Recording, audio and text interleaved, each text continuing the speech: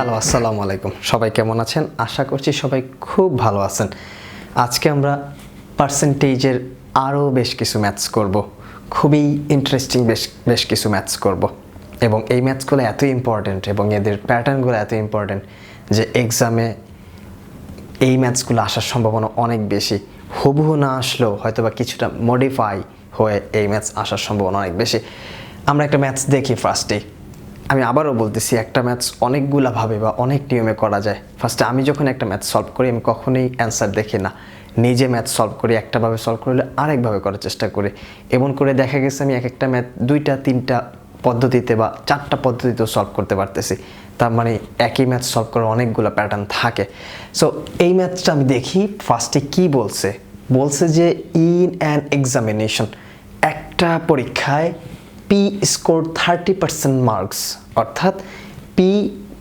30% mark পেয়েছে and failed by 15 marks একটা এক্সামে P 30% মার্ক পেয়ে সে 15 মার্কের ব্যবধানে ফেল করছে অর্থাৎ আরও 15 মার্ক পেলে সে পাস করতো তারপর বলছে কিউ স্কোর 40% মার্ক কিউ কত 40% মার্ক স্কোর করেছে obtain 35 marks more than those required to pass অর্থাৎ কিউ আবার কি করেছে 40% মার্কস কি করেছে স্কোর 40% মার্কস স্কোর করেছে বা পেয়েছে এবং সে 35 মার্ক কি করেছে পাস মার্ক থেকে বেশি পাইছে একটু ভালো করে বুঝেন 35 মার্ক সে কি করেছে পাস মার্ক থেকে বেশি পেয়েছে যদি পাস মার্ক এক্স হয় তাহলে এক্স থেকে সে 35% বেশি পেয়েছে আর এখানে যদি পাস মার্ক এক্স হয় তাহলে এক্স থেকে সে 15 মার্ক কম পেয়েছে আমি চাইলে 5 মার্ককে বেঞ্চমার্ক ধরেও ম্যাথটা সলভ করতে পারি আবার টোটাল মার্কসকে বেঞ্চমার্ক ধরেও ম্যাথটা আমি সলভ করতে পারি সো আমরা ফার্স্টে দেখি টোটাল মার্কস কিভাবে ধরি আমি ধরলাম এই জায়গায় টোটাল মার্কস হচ্ছে এক্স তাহলে এই এক্সের 30% মার্কসই তো সে পেয়েছে তাই না হ্যাঁ সো এক্স অফ 30 তাহলে আমরা লিখতে পারি 30/100 তাই না এটাই তো এক্স অফ 30% তার মানে কি 30x/100 এইটাই হচ্ছে কি সে টোটাল মার্কসের এই মার্কসটা পাইছে তাই না আবার কি বলছে ফেল করছে কি 15 মার্কসের ব্যবধানে সে যদি এর সাথে 15 মার্কস যোগ করে দিত তাহলে কি সে পাস মার্কটা পেত না মাইন্ডেড এইটা হচ্ছে সে 30% মার্ক পেয়েছে কত এক্স এর অর্থাৎ টোটাল মার্কসে 30% মার্ক পাইছে এই 30% মার্কস পেয়েও সে 15 মার্কসের ব্যবধানে কিন্তু ফেল করছে যদি ওই 15 মার্কস আমরা যোগ করে দিতাম তার মানে কি সে পাস করে যেত তাহলে তো সে পাস মার্কটা চলে আসতো তাহলে এইটা হচ্ছে আমাদের টোটালটা হচ্ছে পাস মার্ক ইকুয়াল এই সাইডে আমাদের কি লাগবে তাহলে পাস মার্ক লাগবে তাহলে কি হবে এই পাস মার্ক ইকুয়াল হয়ে যাবে এটাই হচ্ছে ইকুয়েশনের নিয়ম এখন কিউ স্কোর কত 40% সে কত 40% টোটালের 40% স্কোর করেছে তার মানে এক্স হচ্ছে আমাদের টোটাল তাহলে 40x/100 এইটুকু তো ঠিক তাই না এখন বলছে এই 40% মার্কস পেয়েছে এবং সে 5 মার্ক থেকে 35 মার্ক বেশি পাইছে যেটা 5 মার্ক সেটা থেকে কত 35 মার্ক সে বেশি পাইছে এখন তাহলে যদি আমি 35 মার্ক কি করি বাদ দিয়ে দেই এই 40% থেকে তাহলে তো সেটা 5 মার্ক হয়ে যাবে তাই না কারণ 35 বা 35 মার্কস তো সে বেশি পাইছে 5 মার্ক থেকে আমার তো দরকার 5 মার্কটা সো আমি তাই কি করলাম ওই বেশিটাকে কি করলাম বাদ দিয়ে দিলাম যার কারণে সেটা কি হলো 5 মার্ক হয়ে গেল দ্যাট মিন্স আমরা 5 মার্ক পেয়ে গেছি এবার আমরা এক্স এর মানটা বের করব এক্স এর মানটা কোন মান টোটাল মান সো খুব সিম্পলি আমরা যদি সমাধান করি তাহলে 3x/10 plus 15 equal 4x/10 minus 35 so আমরা 3x/10 minus 4x/10 সমান -35 -15 তাহলে আসতেছে কত -x/10 সমান 35 -50 তাহলে আমরা x এর মান পাচ্ছি কত 500 তার মানে টোটাল মার্কস হচ্ছে 500 বা 500 এটা হচ্ছে টোটাল মার্ক আমাদের চাইছে কি ফাইন্ড দ্য পাস পার্সেন্টেজ অর্থাৎ 5 মার্কও চায় নাই, 5 মার্কের পার্সেন্টেজ চাওয়া হয়েছে। তাহলে এখন আমরা 5 মার্ক বের করতে পারবো না? আমরা এই দুই জায়গার যে কোনো এক জায়গায় এক্স এর মানটা বসাই দিলেই 5 মার্কটা চলে আসবে, কারণ এটাই হচ্ছে আমাদের 5 মার্ক, এটাই হচ্ছে আমাদের 5 মার্ক। তাহলে আমরা ফার্স্টেরটাই বসাই। তাহলে আমরা 30 × 500 ডিভাইডেড বাই 100, তার মানে 150 প্লাস 15 সমান 165। এই 165 হচ্ছে আমাদের 5 মার্ক। অর্থাৎ এই পরীক্ষায় যে 165 মার্ক পাবে সেই কি পরীক্ষায় পাশ করেছে। এখন বলছে এই 5 মার্কের পার্সেন্টেজটা বের করো। সেটা কি করব? সিম্পলি টোটাল মার্ক কত? 500। সে তো এই 500তেই কত পাইছে? 165 পাইছে, তাই না? এটাকে আমরা 100-এ কনভার্ট করব, যে কারণে আমরা জাস্ট 100 দ্বারা গুণ করব। যদি গুণ করি তাহলে আমাদের এইটার রেজাল্ট আসবে 33%। অর্থাৎ পাস পার্সেন্টেজ হচ্ছে 33%। এই ম্যাথটা আমরা এক চলকের মাধ্যমে করলাম, চাইলে আমরা 2 চলকের মাধ্যমে করতে পারি, চাইলে আমরা অনলি 5 মার্ককে বেঞ্চমার্ক ধরেও সলভ করতে পারি। সো আপনারা বাসায় যে যেভাবে পারেন সলভ করার চেষ্টা করবেন ডিফারেন্ট ওয়েতে। আমরা পরের ম্যাথটা দেখি। এই ম্যাথটাতে বলছে in a science examination the average obtain by entire class was 80 marks. If 10% of students scored 92 marks and 20% of the students scored 90 marks, then what was the average of remaining students? অর্থাৎ বলছে একটা বিজ্ঞান পরীক্ষায় অ্যাভারেজে কত পাইছে? 80 mark পাইছে। কত? 80 মার্কস। অ্যাভারেজ মার্কটা ছিল কত? 80। 10% স্টুডেন্ট কত পাইছে? 92 মার্ক, 92। আর 20% স্টুডেন্ট পাইছে কত? 90 মার্ক। তাহলে বাকি স্টুডেন্ট কত? 10 আর 20, 30% স্টুডেন্টের মার্কস আমরা জানি, কিন্তু 70%, অর্থাৎ এই 30 100 থেকে 30 বাদ দিলে কত? 70। এই 70% স্টুডেন্টের মার্কস আমরা জানি না, সেটাই আমরা সমাধান করব। এই জায়গায় আমরা টোটাল স্টুডেন্টকে 100 ধরে নিব, অর্থাৎ 100 ধরে নেব। কেন? তার কারণ হচ্ছে এই পার্সেন্টেজটা আমরা 100-এ কাউন্ট করছি। তাই আমরা অনেক সময় ম্যাথ সলভ করার জন্য আমরা এরকম যখন পার্সেন্টেজের ম্যাথ সলভ করব, এরকম আমরা অনেক জায়গায় বেঞ্চমার্ক হিসেবে 100 ধরে নিতে পারি। এই ম্যাথটা 2 বা 3 ভাবে সলভ করা যায়। আমি ফার্স্ট একভাবে সলভ করছি, পরের সময় হলে হয়তো আরেকটা নিয়ম দেখাবো। এটাকে আমরা যেটা করতে পারি খুব সিম্পল ওয়েতে, সেটা হচ্ছে আমরা যদি 100 ধরে নিলাম, টোটাল স্টুডেন্ট কত? 100। তাহলে এবারে ছিল কত? 80। তাহলে টোটাল মার্কস কত আমার? 8000, তাই না? এটা হচ্ছে আমাদের টোটাল মার্কস। এরপর আমরা কি জানতাম? 10% স্টুডেন্টের কত ছিল? 92। তাহলে 10 × 92 সমান 920। আর 20% ছিল কত? 90। তাহলে কত? 9 2 18, 1800। এই হচ্ছে কত? 10 আর 20%, অর্থাৎ টোটাল 30%-এর মার্কস কত? এইটা, তাই না? তাহলে আমাদের 30% টোটাল মার্ক কত? 002 8 2 10 02। তারপর হচ্ছে 9 আর 8 কত? 8 8 16 17 7 2, তাই তো? এইটা হচ্ছে আমাদের 30%-এর মার্কস। তাহলে আমরা এই 8000 থেকে যদি এই 30%-এর মার্কস বাদ দিয়ে দেই 2720, তাহলে আমরা 70%-এর মার্কসটা পেয়ে যাব। 0 10-এর থেকে 2 বাদ দিলে 8, 10-এর থেকে 8 বাদ দিলে 2, 3 বাদ দিলে 7। তার মানে 7 2 8 0 হচ্ছে বাকি 70% স্টুডেন্টের মার্কস।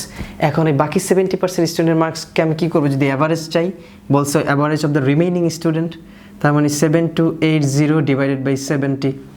এরপর এটাকে আমরা কাটাকাটি করলে যে রেজাল্টটা পাবো সেটা হচ্ছে 75.43। এটাই হচ্ছে আমাদের অ্যাভারেজ মার্ক। খুব সিম্পল ওয়েতে করলাম। চাইলে আমরা ইকুয়েশন বিল্ড আপ করেও করতে পারতাম। সেটা কি? সেটা জাস্ট একবার একটু দেখি। সেটা জাস্ট আমরা প্রথম কি ছিল? 10% স্টুডেন্ট কত? 92, তাই না? প্লাস 20% স্টুডেন্ট কত? 90, প্লাস 70% স্টুডেন্ট কত জানি আমরা, জানি না, তার মানে সেটা হচ্ছে এক্স।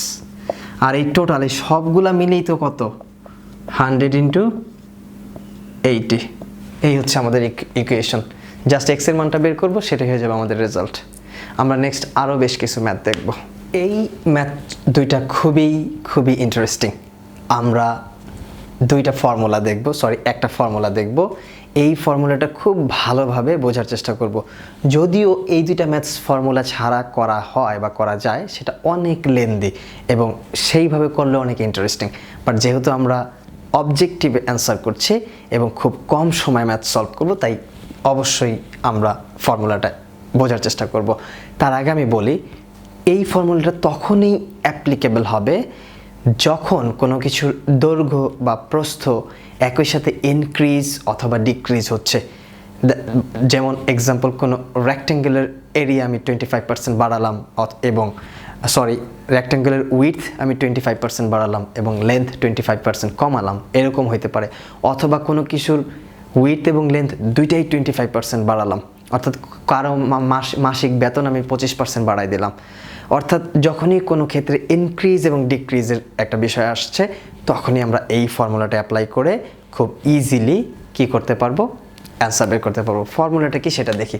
ফর্মুলা হচ্ছে a plus B plus minus ab by 100। অর্থাৎ কি লিখলাম এখানে লিখলাম a plus B plus minus ab by 100। যখন দুইটাই ইনক্রিজ হবে, অর্থাৎ দৈর্ঘ্য এবং প্রস্থ দুইটাই ইনক্রিজ হবে, তখন আমাদের কি হবে, এই ফর্মুলাটা হবে। আর যখন দুইটাই ডিক্রিজ হবে, তখন আমাদের কি হবে, এই ফর্মুলাটা হবে। আর যখন একটা ইনক্রিজ এবং একটা ডিক্রিজ হবে, যেমন এরকম a plus B minus ab by 100, তখন এই ফর্মুলাটা হবে। তার মানে কেন মাইনাস হইলো, কারণ মাইনাসে এবং মাইনাস বি গুণ করলে মাইনাসে এবং প্লাস বি গুণ করলে কি হয়, মাইনাসে প্লাসে মাইনাস, এই জন্য মাইনাস। এখানে দুইটাই মাইনাসে মাইনাসে প্লাস, এখানে দুইটাই প্লাস, তার মানে প্লাস। সো আমরা কি বললাম, যখন দুইটা ইনক্রিজ হবে তখন সবগুলা প্লাস, যখন একটা ইনক্রিজ একটা ডিক্রিজ হবে তখন যেটা ডিক্রিজ সেটা মাইনাস, যেটা ইনক্রিজ সেটা প্লাস, এবং ইনক্রিজ ডিক্রিজ মিলে মাইনাস হয়ে যাচ্ছে। যখন দুইটাই ডিক্রিজ হচ্ছে তখন মাইনাস এবং মাইনাসে প্লাস হয়ে যাচ্ছে। এই ফর্মুলা ব্যবহার করেই আমরা কি করব, এই দুইটা ম্যাথ সলভ করার চেষ্টা করব। সো আমরা ফার্স্ট ম্যাথটা পড়ি। কি বলছে ফার্স্ট ম্যাথটা বলছে the radius of a circle, একটা সার্কেলের রেডিয়াস ইজ ইনক্রিজ বাই 100%। অর্থাৎ একটা সার্কেলের রেডিয়াসকে আমরা কি করলাম, 100% বাড়ালাম। রেডিয়াস আমরা 100% বাড়ালাম। By what percent is the area of the circle, এই যে একটা সার্কেলের এরিয়াকে আমি 100% বাড়ালাম, এই 100% বাড়ানোর ফলে সার্কেলের টোটাল এরিয়াটা কত পার্সেন্ট বাড়লো। এক্সাম্পল, এই হচ্ছে আমার সার্কেল, তাই না? এর এরিয়া যদি আমি এর রেডিয়াস যদি আমি আরও, রেডিয়াস মানে কি আমরা তো বুঝতেছি, রেডিয়াস মানে হচ্ছে পরিধি, ঠিক আছে? আর পরিধি মানে হচ্ছে লেন্থ। যেমন এইটাকে আমরা পরিধি বলি, এই জিনিসটাকে, এইটাকে আমরা পরিধি বলি। এটাকে যদি আমি টেনে কেটে সোজা করতাম তাহলে সেটা লম্বা হয়ে যেত, তার মানে সেটা লেন্থ হইতো। আচ্ছা, যাই হোক। সো এইটাকে যদি আমি, এই লেন্থটাকে যদি আমি 100% বাড়াই, তাহলে এরিয়াটা কী হবে, আরও বেড়ে যাবে। তখন এরিয়াটা এত বিশাল হয়ে যাবে, মানে এই সার্কেলটার এরিয়া আরও বিশাল হয়ে যাবে। এই জিনিসটাই বলছে। এখন এটাকে আমরা এই শর্ট ফর্মুলাতে করতে পারি, যদিও অবশ্যই বড়ভাবে একবার করার চেষ্টা করবেন, তাহলে ম্যাথটা বুঝতে অনেক সুবিধা হবে। সো আমরা কি করব, ফার্স্টে এই ফর্মুলাটা ব্যবহার করব, a plus B plus ab by 100।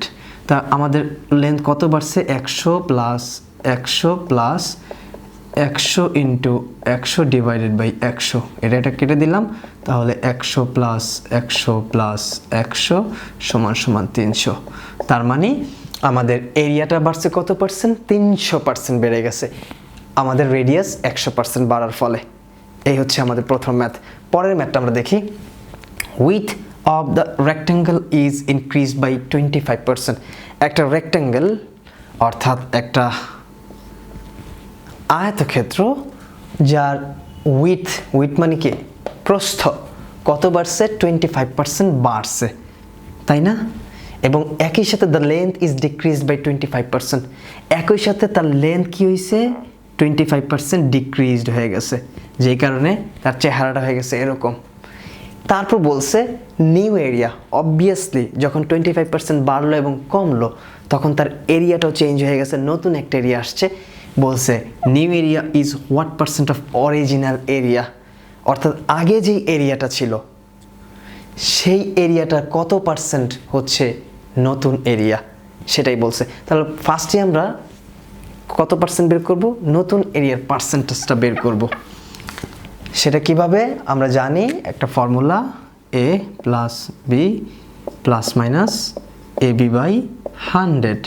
So আমরা কি করব, কত পার্সেন্ট বাড়ছে উইথ 25% বাড়ছে, আর আমাদের লেন্থ কত কমছে 25% কমছে, আর আমাদের এই প্লাস মাইনাসে কী হবে, মাইনাস হবে 25 ইন্টু 25 ডিভাইডেড বাই 100,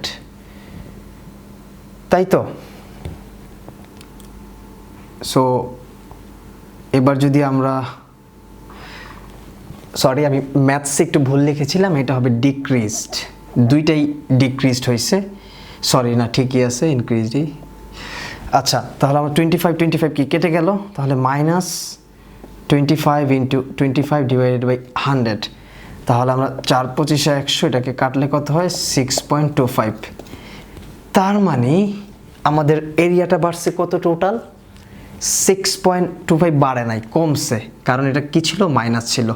তার মানে আমাদের এরিয়া অলরেডি, নতুন এরিয়াটা অলরেডি 6.25% ডিক্রিজ করেছে।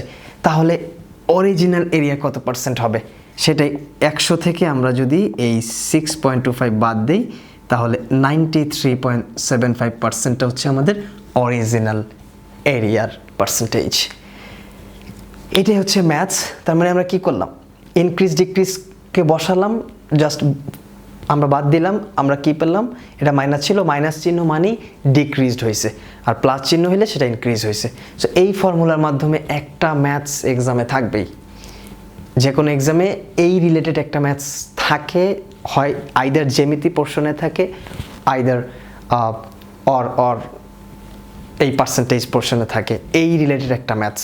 সো যদি এই ফর্মুলাটা মনে রাখা যায়, এই রিলেটেড ম্যাথস 30 সেকেন্ডসের মধ্যে সমাধান করা সম্ভব এবং 1 মার্ক ক্যারি করা সম্ভব। আজকের মতো এখানে শেষ, সবাইকে ধন্যবাদ, আল্লাহ হাফেজ।